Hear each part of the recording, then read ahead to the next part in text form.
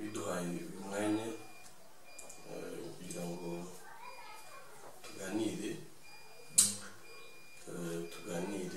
ko cyane cyane n'ubundi kiba kigamijwe kugira ngo n'abantu baba baragiye bakurikira nk'ubuhamya bwawe ku mbuga nkoranyambaga mu by'ukuri barushaho kumenya Isirayeli ni muntu ki, kuko nk'ubuhamya bwawe nabonye abantu benshi baragiye bagira amatsiko yo kubureba cyane ko batangajwe no kumva ko burya umuntu ashobora gukora ibitangaza ariko adakijijwe.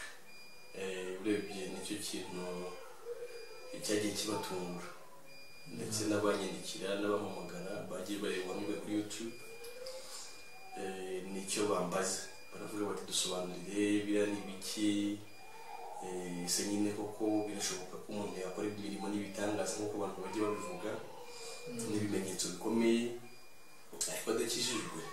Umva rero muri make watangira wibwira abantu baba badukurikira cyane cyane bakabanza bakanamenya ko uri umuntu ufite n'aho warizwa n'aho utuye, ku buryo n'uwagushaka n'uwakenera ubuhamya bwawe bwimbitse yanagutelefona cyangwa se akaza no kugusura bakamenya ko uri umuntu ufite ahantu warizwa, atari ibintu tuba twatekereje cyangwa se twahimbye ngo tubifate tubishyire ku mbuga nkoranyambaga wenda tugamije ikindi. Wakwibwira rero abantu Isirayeli ni muntu ki, atuye he, abarizwa he, uwamushaka yamubona gute? Icyo nicyo cya mbere, ubundi tugakomeza. Murakoze. Nitwa ku mazina y'umubiri n'ubundi nitwa Nzagenyisenga Isirayeli. Ni umugabo wubatse ufite umugore n'abana 3. Navukiye mu karere ka Rubavu, umurenge wa Rugerero, akagari ka Rushubi, umudugudu wa Muhingo. Aho niho mbarizwa. Ndumva Rugerero narahaje ubushize tunivuga butumwa, umusozi nawugezeho, umusozi wa Nkamba. Umusozi wa Nkamba. Isirayeli, umuntu ashatse gutelefona kuri telefone yahamagara izihe nimero? Mfite telefone nomero ya MTN 078 yego 33 yego 7 yego 16 yego 46 yego. Ndasubiramo yego 078 33 7 16 46 yego. Tena Tigo ni 072 5 3 7 16 46 yego. Numva zijya gusa na MTN n'umubare umwe bitandukanye. Biroroshye rero. Hanyuma ndibuka ko wakijijwe ubwo tuzi Gisenyi, tuje nivuga butumwa kuri Brasserie. Ndibuka ko ari mu mwaka ariko ntabwo nibuka itariki, ariko muri byo yavuze ngo umunsi mwiza nibuka nubona kwemereyeho. Ibyo byose uracyawibuka wowe? Kuri njye nanjye icyo nzirikana ni umunsi mwiza. Yego. Ariko hari mu kwezi kwa 10 yego kwa 2016. Mu mwaka ushize ahubwo. Mu mwaka ushize rwose ntabwo ari mwaka. Itariki nyishakishije nayimenya, ariko ibyo ntacyo bigira icyo bimariye. Yego. Cyangwa nuko uwo munsi wabayeho kandi ukaburi. Nibyo rwose. Ni mu mpera z'umwaka washize wa 2016. Nibyo rwose. Sinkunda kuhaza kenshi. Iyo umenye ko ufite abavandimwe ahantu burya nyine uba wisanzuye kujyayo. Ubwo rero hariya dufite bene data benshi, mpaza kenshi na niyo mpamvu nawe nitugera nyine no ku Nkamba, buriya ahantu hari bene data hose tuba twumva duhamagarirwa kujya kubareba ariko cyane no kubwiriza n'abandi kuko iyo tukiri hano mu isi burya navuga ko haba hakiri abandi bagomba kumva inkuru nziza kubera ko wanyuma ntayumva tuzataha ntazagumana ubwo rero tugihari ni ikimenyetso cy'uko hakiri abandi bakeneye kumva ubutumwa bwiza.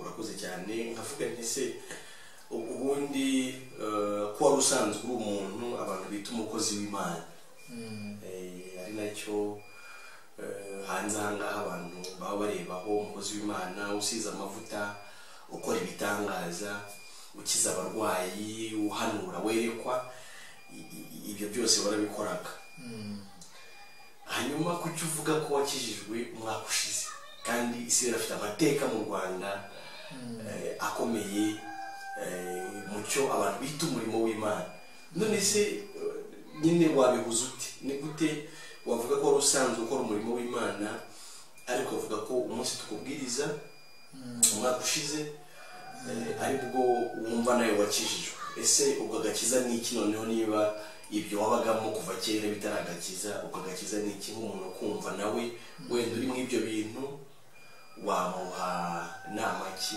cyangwa se wamubwira iki ko wumva nawe wabibayemo igihe kirekire ni iki wamubwira cyane ko burya navuga ko gifite agaciro ariko abantu babona ubugingo buhoraho hari abantu benshi bari mu bintu nk'ibyo babagamo kandi bakumva ko bari mu murimo w'Imana ndetse bakumva ko bari mu nzira ijya mu ijuru wabagira nama ki wababwira iki nk'umuntu nawe wabibayemo byombi uzi uburyo umuntu aba mu kinyoma imyaka myinshi ariko uzi nuko umuntu ageraho akamenya ukuri akabatuka muri ijambo ry'Imana rivuga ngo namwe muzamenya ukuri kandi ukuri niko kuzaba batura ndagira ngo kuko dukurikirwa n'abantu ku isi yose nk'umuntu uri kukumva nawe washakishije Imana wagiye mu butayu wasenze cyane wigirije ubusa iminsi ndagira ngo uwo muntu umutabare biravuga ngo twahere ubusa dutangire ndagira ngo umuntu umubwire ndagira ngo umuntu muri make umunyuriremo umubwire ikinyoma ariko namubwire n'ukuri yego murakoze cyane ndabivuga mu buryo bubiri nabanza kuvuga ku mbaraga nari mfite ndarakizwa nubwo njye nari nzi ko nakijijwe ntavuga ibyo bita ngo ni byiza byo muri ibyo bihe bya mbere ndarakizwa n'ibibi mbivugeho nyuma mvuge n'ibijyanye n'agakiza kuko ni ihumure ku banyarwanda ndetse n'abandi bose bazakurikirana iki kiganiro cyacu ubwo uwazabyumva wese agira ubwo buntu niwe umutima uzamwemeza abashe guhitamo kuko ijambo ry'Imana riravuga ngo kwizera kuzanwa no kumva ubwo iyo umuntu yumvise icyo yumvise nicyo abasha gushungura mu mutima we noneho cyamubera cyiza akabasha guhitamo ubwo muri rusange rero amazina nayavuze naho nduye nahavuze ndabivuga muri make ariko bibe byinshi kubabyumva kandi bize kubabera iby'igiciro hari abo mwavuze ngo hanze aha cyangwa hari abitwa abakozi b'Imana benshi niko baba babyumva hari n'abo bitwa ngo n'abakozi b'Imana bo babwiriza nanjye naje kumva numvisha amatwi numva bavuga Yesu ahanini nabikurije ku mubyeyi kuko namenye ubwenge mfite ababyeyi bombi bari abanyedini basengeraga mu itorero rya Eglise Anglikani Rwanda mbere babyitaga Eglise Episcopale au Rwanda ubu ngubu babyita EAR ariyo Eglise Anglikani ubwo mbere ari EP yari EAR Eglise Episcopale none ubu byarahindutse ni EAR, Eglise Anglicane Rwanda. Papa yari umukuru mu dini, yari umwarimu, yarize n'ibyo bita urwandiko rwa gatatu. Urwo rwandiko rwa gatatu bisobanura ngo urangije kwiga urwo rwandiko rwa gatatu yabaga akwiye kwitwa umubwiriza. Umubwiriza ntuba wenda kugera ku rwego rwa pasiteri ariko atari pasiteri kandi atari mwarimu. Ubwo bajya bagira n'imyambaro bajya bambara.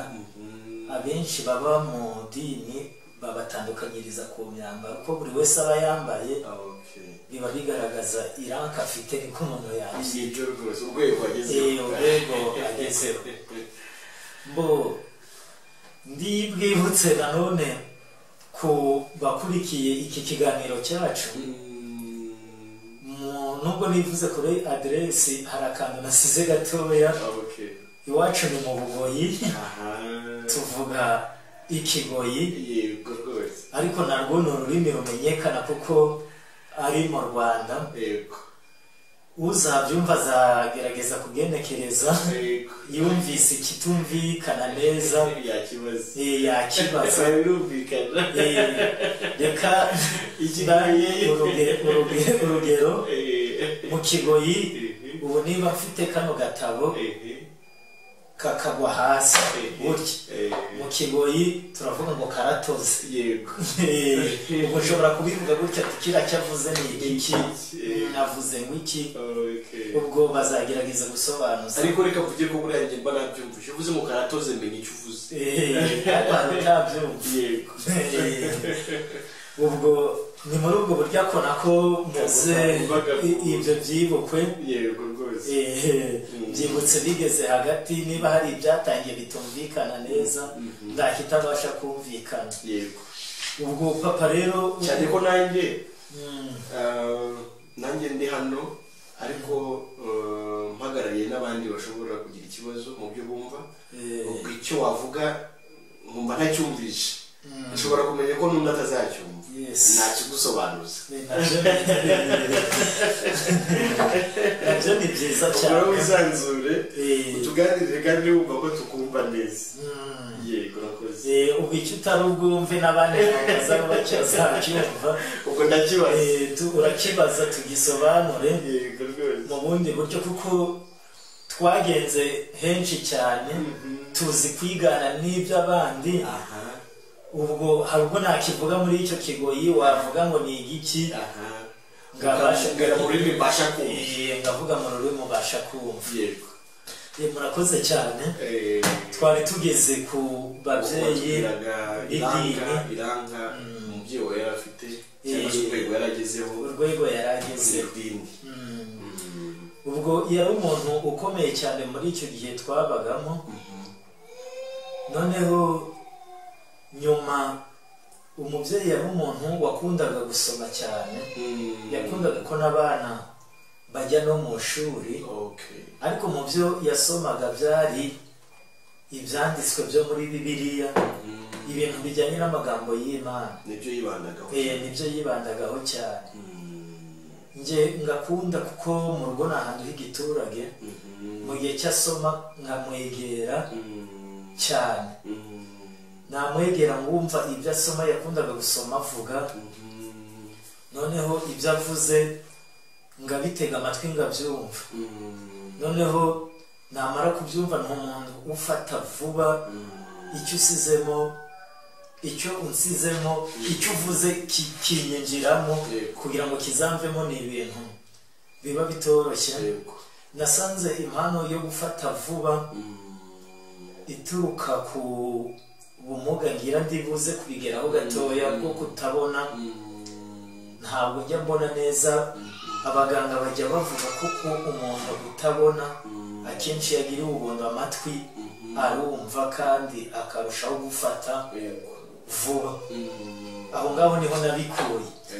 Ubwo yavugaga agasoma inkuru zijyanye n'ibya Kristo, uburyo ki yabambwe n'uburyo ki yazutse. Nanjye maze kumenya gusoma ndangira kujya ndisomera wumva ngize agahinda k'uburyo Yesu bamugize bindera gukumva ngunze Yesu kandi bindera gutera kugera ikirenge mu cy'ababyeyi banjye mu bijyanye n'idini natangiye nanjye njya mu dini njya muri korali ndangira kuririmba mu gutangira kuririmba ubwo ngatangira kuba umuyobozi wa korali muri ubwo buryo ariko mu byo navugaga muri icyo gihe ndi kuvuga ko nari ngikiri mutoya akenshi ni amagambo yarandimo n'ibyo numvise byo nagereranya ngo ni ukwigana ibyo nakoraga ntabwo ari ibyabaga biturutse muri njyewe nibyo wumvise papa avuga ibyo numvise papa wanjye avuga nanjye nabisoma ngagereranya na bya bindi yavugaga nta cyari cyarinjiye muri njye mu mutima wanjye ubwo ariko nubwo byari bimeze gutyo mu idini batangiye kunyita umuhanga bambona ko nk'umuntu ukomeye n'ubundi mbo byageze nyuma intambara yo muri 1994 yarabaye turahunga tukimara guhunguka niho twaragarutse tugaruka iwacu ku Gisenyi tugezeho abariho sanotangiye ibintu by'ivugabutumwa ivugabutumwa rya kidini niko ndabivuga ubyumva bisobanukirwa nyuma kubera ko amurashobora kuvuga ngo watangiye ivugabutumwa icyo gihe kandi warakijijwe 2016 narakijijwe ntabwo bikamuyobera nabyo byamucanga ari buze kumenya impinduka yabayeho aramenya uko biri ubwo mu 1995 na gatandatu gutyo nyuma y'intambara twaratangiye mu torero Anglikani kera babitaga ngo n'abanywa gakeya ngo basoma gakeya igihe twatumiraga amakorali yakaza kuririmba icyo gihe yarazaga umuntu akaba yategura n'umusururu uhiye mukabamo n'abayobozi baranywaga ibyo ndibise n'ibibi ikibazo bikaba bitandukanye na ADPR bakagira itandukaniro iryo ngiryo ubwo igihe cyarageze noneho mu guhunguka nsa n'umfashe idini aho nduye hari urusengero rwaho bita ku Nkahama n'ubundi muri Anglikani babyita umudugudu ikanisa ADPR ni umudugudu ntabwo ari paruwasi ubwo none ariko iteraniraho abantu benshi kuko narahabaye n'ibitabo by'abakristo mbize habaga abakristo bagera mu 1000 abana batarimo ubwo bitewe nuko abantu mu guhunga hari ibyo bari barabonyeho bagaruka bafite ubwoba bitewe n'abantu bapfuye n'ibyo babonye bumva bakumva bashaka iby'ubugingo ibyo bita ubugingo cyangwa ijuru n'ubundi nanjye ijuru numva ritangiye kunyinjiramo ko nakumva niwo muntu ushaka ijuru bitewe n'intambara bitewe n'intambara babonye ibintu byinshi abantu bumva batangiye kwibaza iby'amaherezo yabo baravuga ati cyadufasha tukazagira iherezo ryiza kuko muri icyo gihe cyo guhinguka abari bafite amafaranga babaye abakene abandi barasigara nibuka hari umusenyeri witwaga Shamige Augustin mu guhunga yaragiye gutyo n'ubu anaba hanze none wabona icyubahiro cyo yari ifite ukuntu yazaga aje gukomeza n'abasirikare ari umuntu wayubashye wabona uburyo akari kugenda n'amaguru mu gihe cyo guhunga turimo guhunga ukabona ibintu birakomeye, wabona wa undi watekereza ukumva ngo yapfuye, wabona iby'ubugingo bitangira gutekerezwaho, abantu basobanukirwa ko iherezo, ko nyuma y'urupfu hari iherezo, ko nyuma y'ubuzima hari urundi rubanza. ubwo rega babonye ko iby'isi bihinduka kandi ko ari iby'igihe gitoya, batangira kwibaza ati Mana uzadufashe tuzagira iherezo ryiza, tubonye ko bifite agaciro. Iherezo rero icyo gihe nubwo twaririmbaga iwacu hari korali yitwa korali Abadaheza, ababyumva bayibaririje bayimenya, iyo nayikoreyemo ibyo bita umurimo igihe kinini, tujya hirya no hino, benshi banamenya bishingikirije no kwiyo korali. Muri icyo gihe nari ndimo n'umuntu ukomeye ubwiriza ubutumwa bw'icyo gihe. ubutumwa bw'icyo gihe muri ubwo butumwa, muri icyo gihe hari umuhungu, ubu ni pasiteri, yitwa Murenzi Toneste, yaraje aza mu guhunguka, ari umuntu utameze neza bitewe n'ubuzima, ariko njye baransanga, aza nawe mama we yari umwangirikani, ubwo ari umuntu ukomeye mu itorero, mu dini. Noneho azanye ibi byo guhanura, kwerekwa, no mu shuri ariko twariganye ari umuntu uzi ubwenge, ubwenge bwo mu ishuri cyane, aza mwubaha nkurikije uko twiganye n'uko nari munsi. Muri uko kumwubaha aza avuga amagambo y'Imana ahungutse. Noneho ahantu yaravuye muri Kongo, n'ibyo bintu byo kwerekwa no guhanura niho yarabizi, kuko mbere twabyumvaga ko biba muri ADPR, niko twabyumvaga, ariko muri Anglikani aho ngaho ku Ngama najyaga mbyumva ngo umwuka wera yamanukiye i Gahini, papa bivuga n'ukuntu bavaga iri iwacu mu Bugoyi bajya kubishyira, bagiye mu biterane bakagenda n'amaguru. Ibyo najyaga mbyumva, nzi ibyo papa yavugaga bijyanye n'iby'itorero, amateka y'itorero nari nyazi Anglikani. Amaze kuza azanye ibyo bintu byo guhanura, ndibuka amaze nk'icyumweru ejo twarahuraga tukaganira bisanzwe, akambwira ati ubu narakijijwe, ntabwo ndi wa wundi wa kera. Ubwo none hatangiza icyumba cy'amasengesho aho ngaho ku Ngama. Ngihagera nako nari nikoreye ibishyimbo, hari undi muhungu twari turi kumwe, twumve bari gusenga cyane, bari gusakuza, tube turavuga ati none mu rusengero barwaniyemo, ibi ni ibiki, bigenze ute? Wavuye mu murima? Ndi mu murima, tiko barwaniye mu rusengero, ariko barasengaga basakuza, twumva bari kuvuga ibintu, none tubyumvisha amatwi turi hanze, turikomereza mu mutima, ndavuga ndi nanjye nzajyayo ndebe biriya bintu byo barimo. Ubwo ngihagera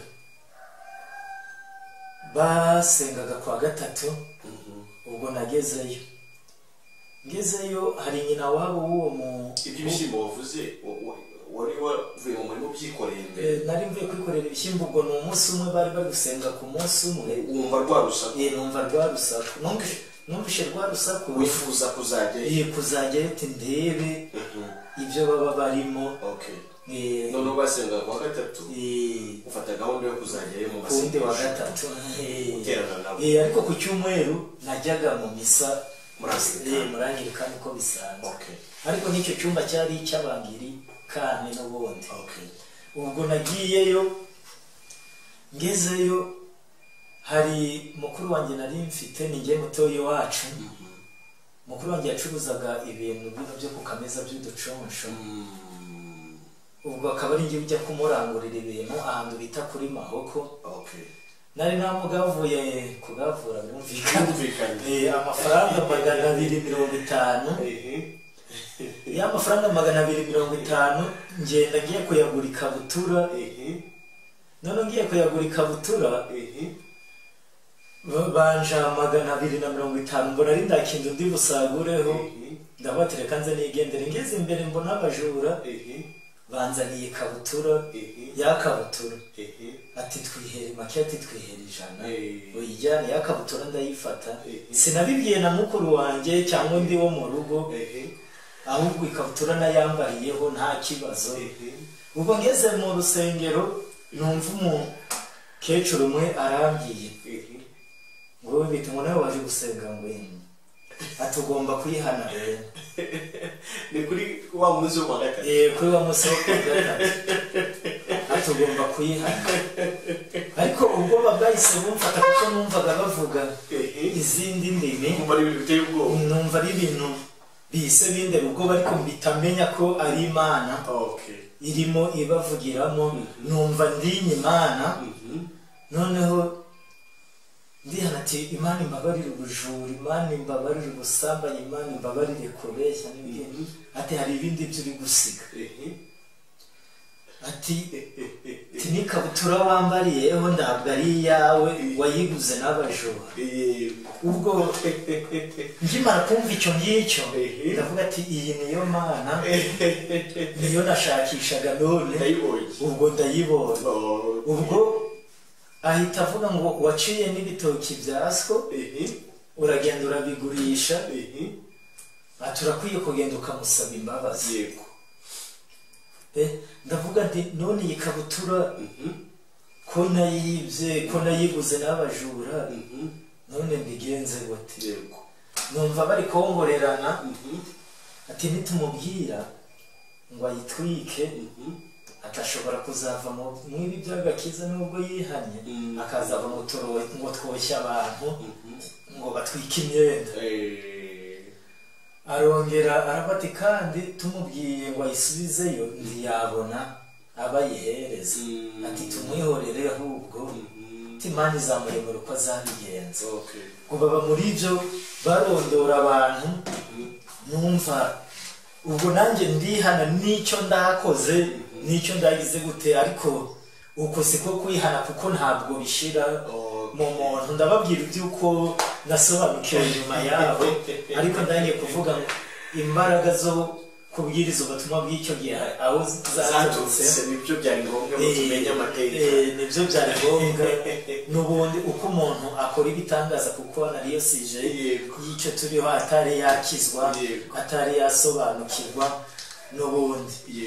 Nanone rero icyo gihe nahise ndera mu rugo ngeze mu rugo nsanga bacanye sanze bacanye ya kabutura ndayifata mbita ngenda nyishyira mu muriro nyisize mu muriro numve datarahamagaye ngo sinababwiye ngo ko babandara babasazi ngo none dore yagira ngo aje atwika imyenda ngo uyu musazi ndavuga ndi tuza iyi ninjye bayiguriye none ninjye uyitwitse bayora gucya datacho mugani ngo nyamara ngo yisenga cyane mukayisengera kushyiga ngo ikagusiga ivu.